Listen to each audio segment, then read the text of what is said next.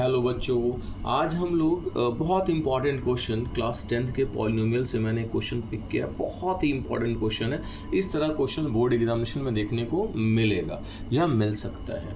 ठीक है, क्वेश्चन क्या है? पॉलिनोमियल चैप्टर से मैंने इस क्वेश्चन को पिक किया है। कह रहा क्वेश्चन क्या, if alpha and beta are the zeros of the polynomial. अगर आप पॉलिनोमियल पढ़े होंगे तो आपको मालूम होगा कि ज़ीरो क्या होता है। ज़ीरोज़ जो होता है वो एक्स की वैल्यू होती है और इसमें दो ज़ीरोज़ निकल कर आएगा अल्फ़ा एंड बीटा, क्योंकि आपका हाईएस्ट पावर जो है यानी जो हमारे पास गिवन पॉलिनोमियल यहाँ पर जो दिया है वो क्या दिया है? वो दिया है 5x² माइनस 7x और +1।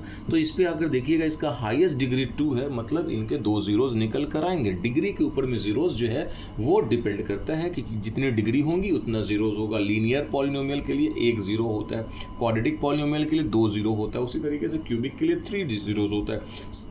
सीबीएसई वालों को एक्चुअली जो है क्यूबिक नहीं पढ़ना, वो डिलीट है 2026 के लिए।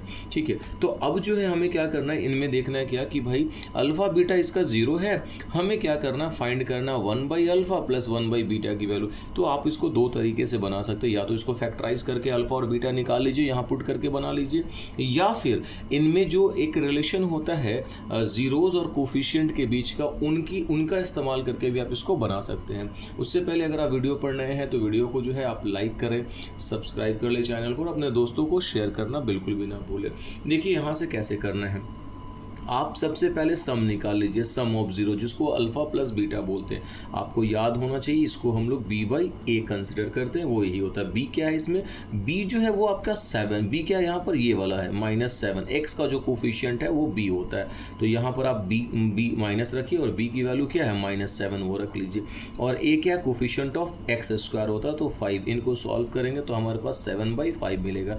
तो ये जो मिला ये हमें सम ऑफ ज़ीरोज़ मिला, यानी अल्फ़ा प्लस बीटा मिला। हमने सम निकाल लिया। अब हम प्रोडक्ट निकालेंगे, यानी अल्फा इंटू बीटा निकालेंगे। निकालने का क्या सेंस है मैं अभी बताता हूँ।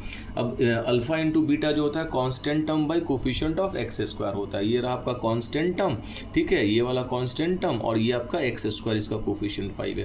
कांस्टेंट टर्म 1 है और ये 5 है, यानी अल्फा इंटू बीटा आपने क्या निकाला? 1/5, यानी आपने ये प्रोडक्ट भी निकाल लिया और आपने सम भी निकाल लिया। अब देखिए आपको क्या चाहिए अकॉर्डिंग टू क्वेश्चन में, आपको चाहिए 1/अल्फ़ा प्लस 1/बीटा की वैल्यू चाहिए। देखिए ध्यान से समझिएगा, अल्फ़ा और बीटा का अगर आप एलसीएम निकालिएगा, दोनों डिफरेंट है तो दोनों का दोनों हो जाएगा अल्फ़ा बीटा। एलसीएम आपने पढ़ा होगा पहले भी।